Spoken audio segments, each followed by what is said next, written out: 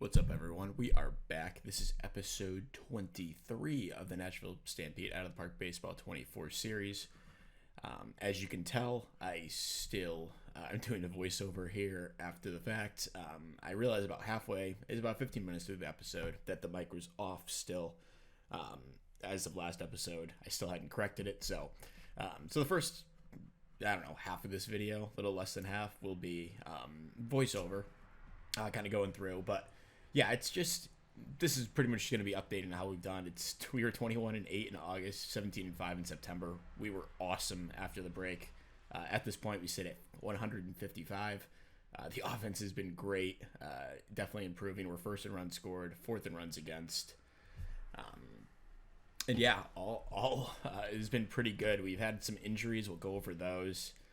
Emilio Marquez here, he went out, I think it was for about a month, due back in a few days.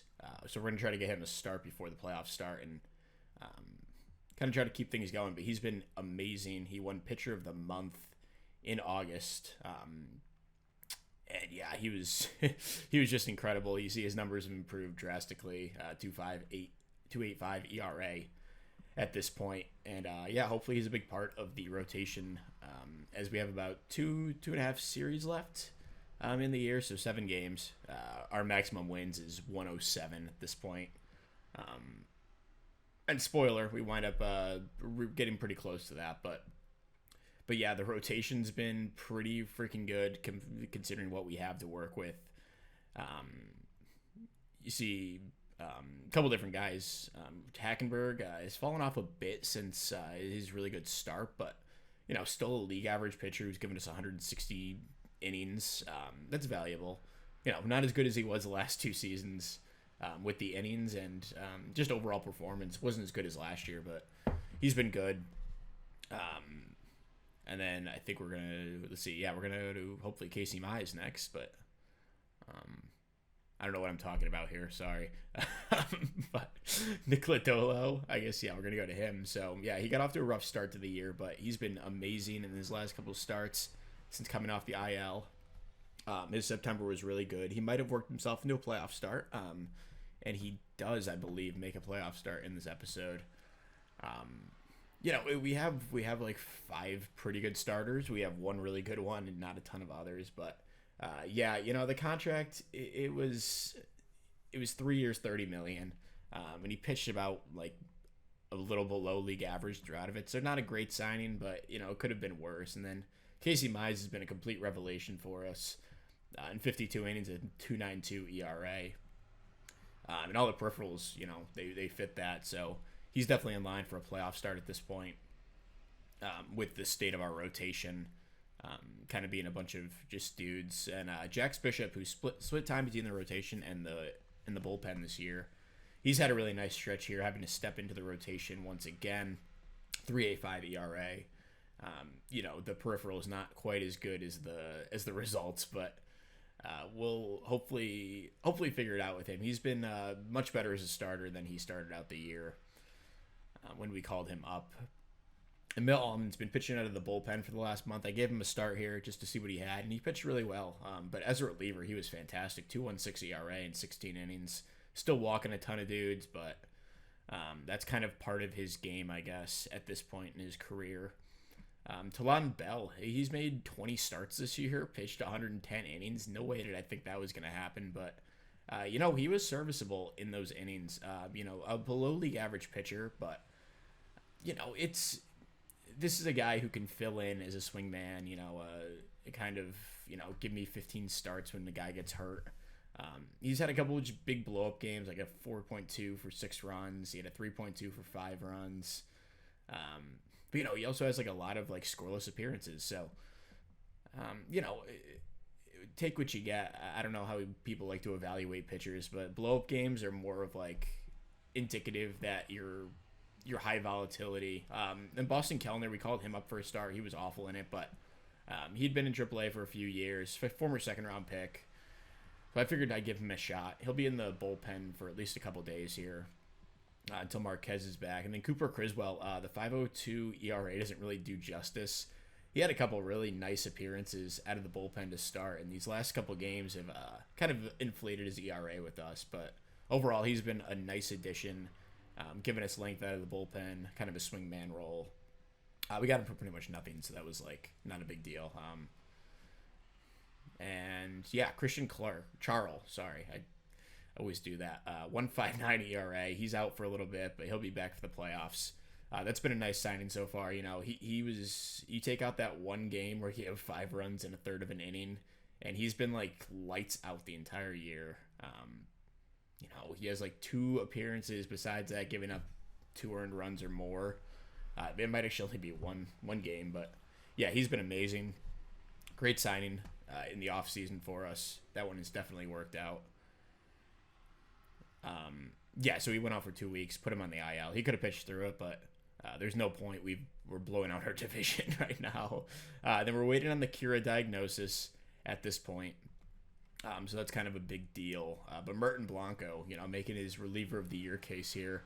The strikeout rate's gone up almost 5 per 9. The walk rate stayed right there. His FIP is like minuscule at 1.84. On pace for 2.7 RWAR, although RWAR is results war, you know, based off ERA, and somehow it's the same as last year, which is weird, but, you know, his ERA is a run lower. They're just interesting there. And then Braylon Marquez has probably been our second best reliever, or third best, I guess, if you count Charles, but yeah, he's been really good. 2.64 ERA from the left side. Really valuable player, giving us 78 innings so far this year. Then we have a couple other guys who kind of mixed in. Sam Simpson's the most notable. You know, he's had a rough little stretch here down the stretch, but overall, his results on the year have been really good. Going to the game log, you know, he's had a couple rough games here. You know, his ERA is over 3 now, but I still have faith that he can be a big part of the rotation moving into the playoffs here. So yeah, he's been good. He's been a lot better than I expected. I kind of expected him to be like a dude who goes up and down, but he stayed with the team the whole year. Never got sent down, I don't think. Yeah, he's been good. Angel Chivilli's been solid. 3.25 ERA. You know, he's a good pitcher. He's a good, like, you know, we're up by 4 runs, bring him in, or we're down by 2 runs, keep the game close.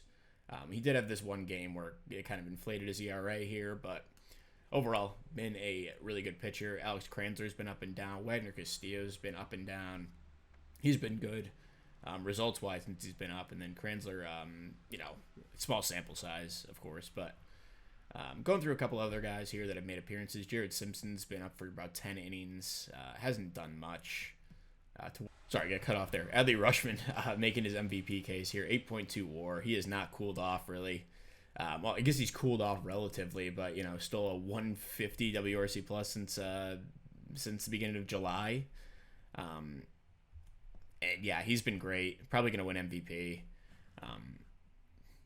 You know, but we'll save that for the off-season episode here. And Chris Grimm, we called him up for a bit. I mentioned him last episode as a guy who might come up and fight for the backup catcher job, and he's been okay in small sample size. Dylan Dingler. You know, he's about a replacement level player, but he's had like a couple like nice games where he's hit like a couple 3-run home runs, and yeah, you know, he's out there for his defense. Whatever we get the hitting is house money at that point. So the rest of the team, Kira, you know, we're waiting on the injury diagnosis, but besides that, he's put up his 7 WAR. This is pretty much what he's. I'm gonna forget like throw out any chance he's ever gonna be like a 10 WAR guy, because that's just not him. He's never really come close to that. He had one really like amazing year, but where he led the league in WAR. But he's like just a top 5 hitter in baseball. And I just need to throw out the idea that he's going to be the best hitter in baseball, because he probably never will be. But I mean, it's not out of the question. He's still only 26. And yeah, he's played an amazing center field as well. 17 zone rating. And then Ronald Acuna, what an off-season pickup he was. Traded him for Max Clark. And a couple other dudes who Tyler Locklier's actually in the majors here, which is good for him. He was probably never going to make the team with me. But yeah, Max Clark's been about a league average player, below average at the bat, fine in center field, like nothing special. That was a really good trade to get a valuable hitter who's now batting cleanup for us, and Clark would have been batting 9th. Even if the defense is better, I think we're a better team with Acuna out there. He's played about half of his games in left field, the other half at DH. And he hasn't been great when he's been in left field, but he's fine. And then the numbers are amazing. 144 WRC plus, 5 WAR, pretty much all offensive driven too, which is shows you how good he's been at the bat. And then Edwin Arroyo, we only have him until the end of the year. There's probably no chance I'm going to re-sign him. He's been a little above league average with the bat, and then above league average with the glove. Hasn't been anything incredible defensively, but I think he had maybe a 7 zone rating, +7, which is good, but nothing like amazing. And then Jace Young continues to be a stud for us whenever we bring him in. The last 2 seasons, he's gone off for us in the second half, and I'd love to lock him up, but he wants some big demands. Maybe he falls through the cracks like he did last year and signs for $1.9 million. But if he's available next trade market in the next off season, we'll maybe try to pick him up. But he's been awesome, playing some second, playing some third for us, depending on the matchups. And he's been everything we could have asked for out of like a deadline pickup here. So Mike Molinex, bit about a league average bat, 2.5 WAR. This is a valuable player, even if right field isn't the most defensively valuable position. He has 7.5 zone rating out there. He hasn't been bad, but a league average bat. He's just been really good. Probably will never live up to last season. The offensive output he had, and he was batting third for us at the end of the year, and he's probably never going to be that guy, which is not what you love to see out of the first overall pick, but he's been above league average at the bat, a 106 career WRC plus, and he's been okay. And then Aiden Harris, what a player he's been this year, 131 WRC plus. When I was originally recording this, I kind of compared him to Miguel Andujar, who he's fine with the glove at third, but his bat is going to carry him, and maybe he's playing a little bit over his head, a 348 BABIP at this point, and he's had a small taste of the majors, and this is only really his rookie year, and we'll see what he is moving forward. I'm not expecting this elite all-star level hitter again, but we'll take the results as they come, and try to predict the future from there, but the results are obviously the most important in the present. And then Frank Correa has been a little disappointing this year. Still getting on base at a decent clip at 343, but he's only been about a league average player, which, he's been above league average, a 3 WAR guy the last few years, but he's been okay. A little disappointing, though, after the last couple of seasons. And then Eddie L's been up for about 300 plate appearances and has played really well. Theoretically, he's a good outfielder. He was at a way worse defensive rating for a little bit. He was at a -3 zone rating in a limited sample size. He's worked himself up to a league average, or at least a neutral defender out in left field. But the offense is going to play out there. I think he could be even better. The splits are an issue. He just has no pop against lefties. And, despite batting 355, I don't think he's fit to be a full-time player, or at least if we can help it. But if we need to start him against lefties, I wouldn't have a huge problem with it. He's just not the player he is against righties. And Alex Arrington split time between the majors and the minors this year. Called him up when September started. He's been fine. I don't know what his long-term role is. I don't know if it's as a utility guy in the infield. That's probably what I'm thinking now. As a first-round pick, you'd want a little bit more, but he made the majors, and he looks like he's going to be a really quality player. Can play some corner outfield for us, and I don't think he's a complete lost cause. I think he's actually quite a good player, but he's going to have to start performing a little bit. And Carter Smith, a lot of the 9 home runs are from the 1-4 home run game he had earlier in the year, but he's turned himself into a really competent, quality backup player, like a 94 WRC plus from a bench player who plays good defense in the infield and in the outfield. This is an incredibly valuable guy, and I totally expect him to play some big games for us down the stretch and into next season as well. I really like him, and hopefully he can play that role. And then Jaden Stroman's been disappointing with the bat. The defense has come along big, so he's probably my starting shortstop next season, pending any Arroyo re-signing, or we pick up a glove first guy. And then PJ Orlando's come up for a bit here in September. hit fine. He'll probably make the playoff roster as a lefty bat. And then Eric Kennedy, he was a Rule 5 guy. We just kept him on the roster all year. He's actually improved quite a bit after a couple brutal months at the bat, and just, he's getting like an at-bat a week pretty much, or like a game a week. So I'm not going to count any of his stats, but as I've given him more playing time here down the stretch, he's actually started to hit a little bit. So maybe he's working his way into like, if a guy goes down, he actually takes over in the outfield for him instead of trying to add someone else. So yeah, that's pretty much the recap of the team. I realize right here that my mic's not working, so we'll pick up with live audio right now. Okay, so I had a feeling that wasn't recording. I'll have to do a voiceover in the first part, or maybe I'll just whatever. We could just hop in here. I don't know, whatever. Bad game, 6-0 loss. Milt Almond getting the start here. And we win 7-4, but bad news. Kira's out with a torn hamstring. It's his first injury in whatever that is, 5 seasons with us. And it's in a big spot. I'll probably miss most of, if not all of the playoffs here. That is very unfortunate here. Shoot, so what are we looking like? So Molinax can play center just fine. I'm not worried about the defense. This is probably going to have to be like,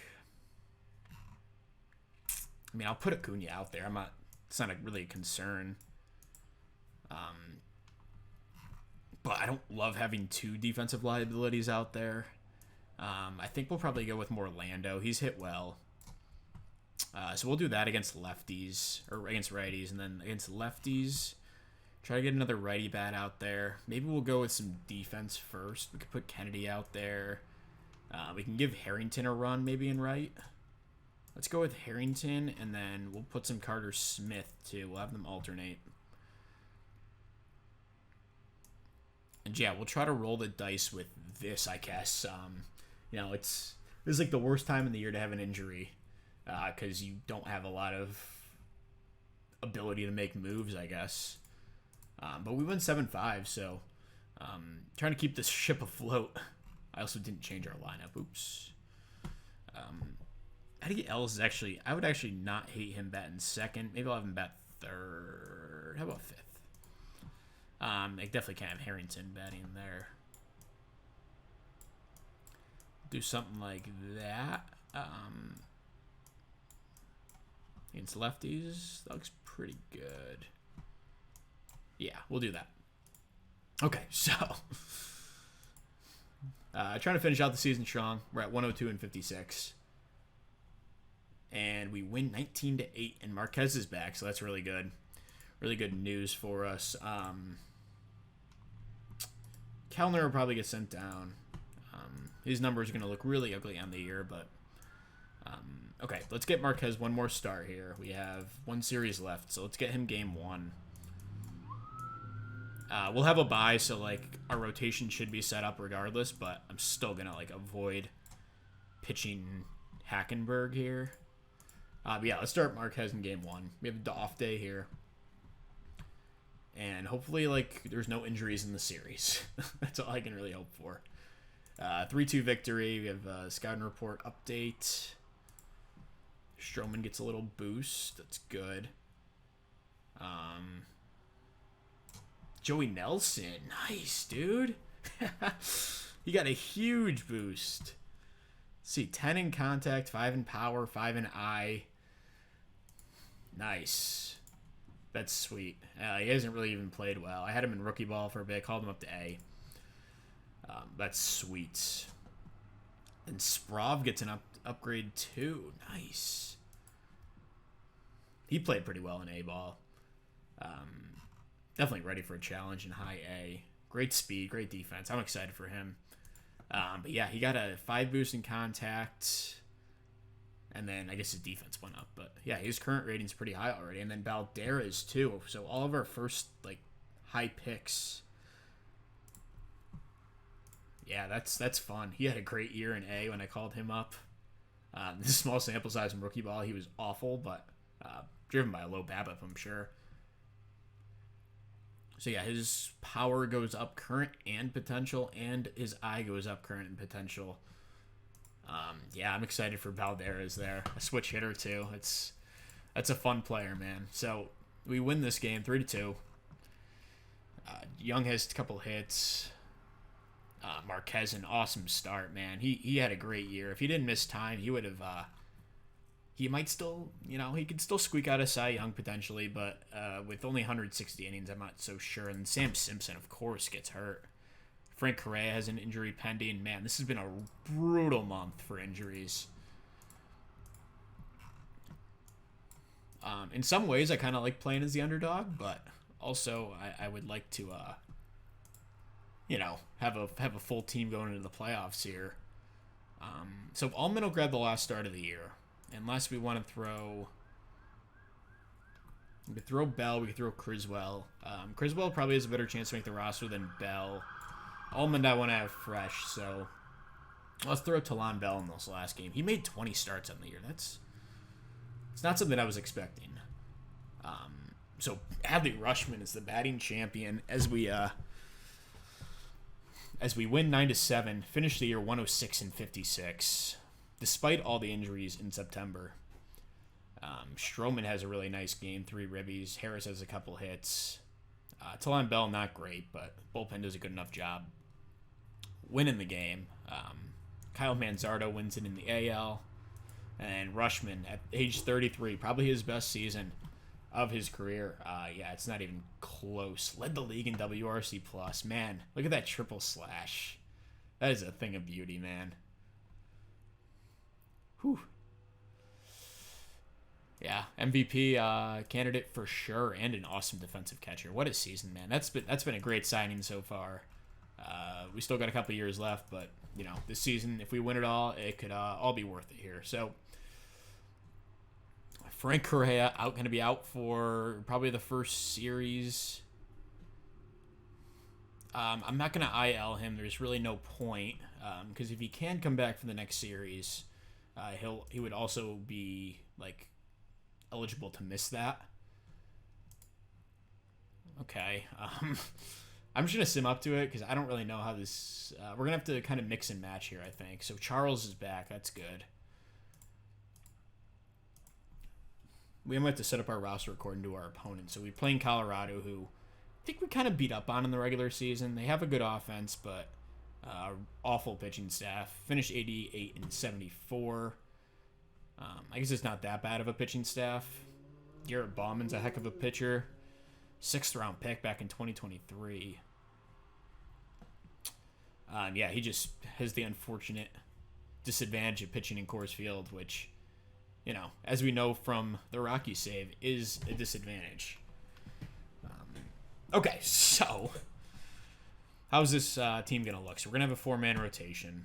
We have Colorado. Let's see what they got. So they have a pretty good mix of righties and lefties. Their closer is Kyle Harrison. He's a lefty. They're going to start a righty, lefty, righty. So we want a good mix. We want to be able to mix and match here. So let me clear this whole pitching staff. Okay, so game 1's going to be Marquez. That's not really a question. Did Lodolo earn himself a Game 2 start with his finish to the season? He may have. I'll tentatively put him second, but it might be matchup dependent. Hackenberg had a nice year. I think he'll get a start, but actually Mize will be in there, duh. I think Mize was good enough to justify Game 2. Lodolo, and then we'll probably go with Hackenberg in Game 3. I'm afraid of the extreme fly ball, so maybe we should pitch him while we're at home. Yeah, you know what? We're actually going to play the matchups here. So Hackenberg, we're going to pitch in Game 2. So we have him while we're in Nashville. And then we'll have our, Lodolo's balanced. He does have the low movement, but he doesn't give up a ton of home runs. I guess he does. Or we're going to have to bite the bullet on that. And then, Casey Mize is a really good ground ball pitcher. So we can have him pitch in Colorado. And we'll throw Marquez in a game 5 if we need to. So, okay, so we're going to go with, let's set our actual roster now. So we definitely need Charl in there.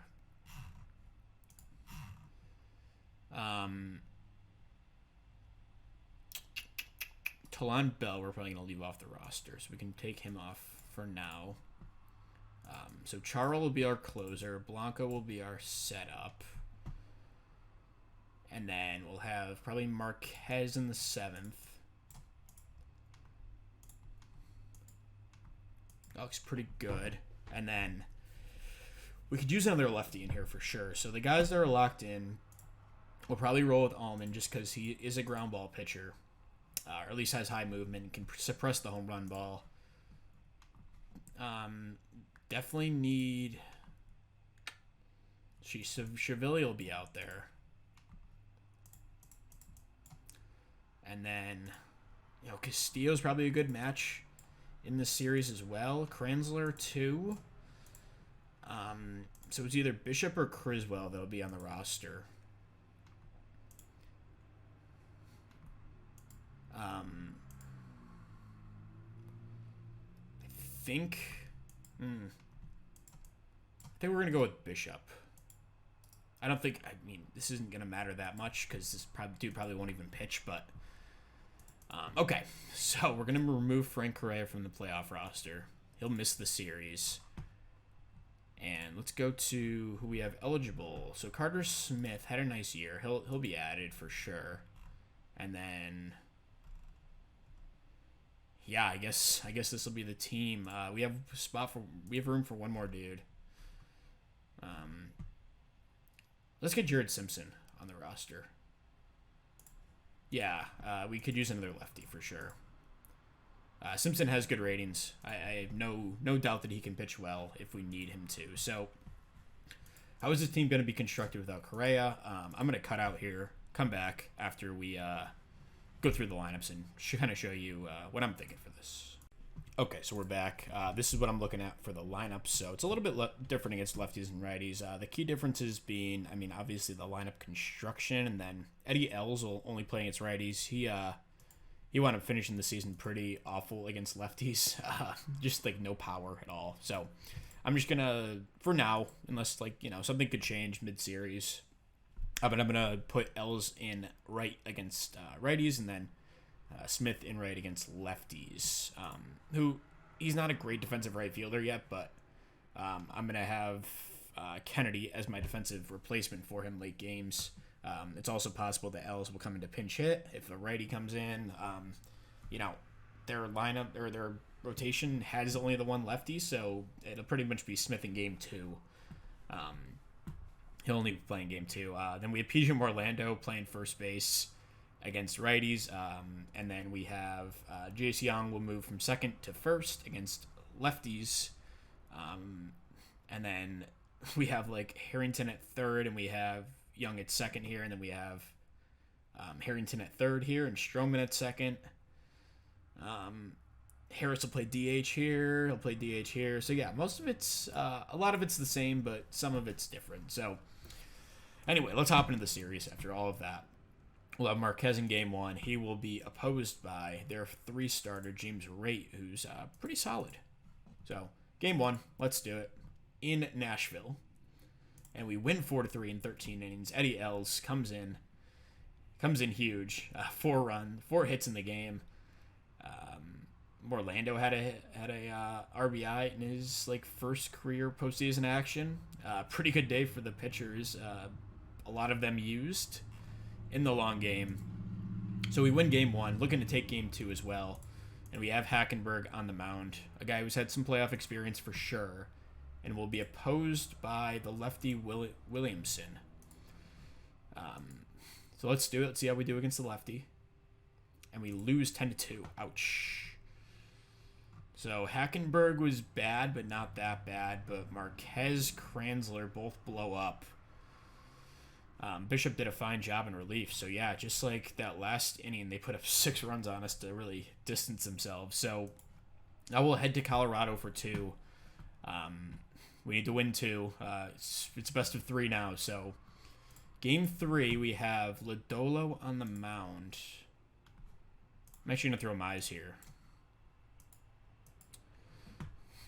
Game 3 in Colorado. And we lose 6-4. So Acuna drives in 3, Rutschman drives in our other. But Mize struggles in his first start, and then Simpson, guy kind of banked on doing well, so now we're back against the wall, 2-1 series deficit in a game in Colorado here with Nick Lodolo on the mound.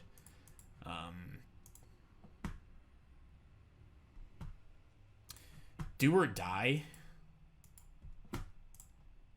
I'm going to throw Marquez on 3 days rest. This could blow up in my face, but let's do it. We lose 4-3. Wasn't Marquez's fault. He pitched well. Gave up 1 run unearned in 3 2/3 on 54 pitches, but it was Wagner Castillo. So our bullpen injuries down the stretch really screwed us. We had Simpson out, we had Lopez out, and we were forced to go to some other guys, and we wind up losing in the freaking NLDS again. I mean, it sucks. It sucks having Kira out for the series. It sucks having Correa out for the series. You know, I'm not sure. Orlando had the 1 hit in the series.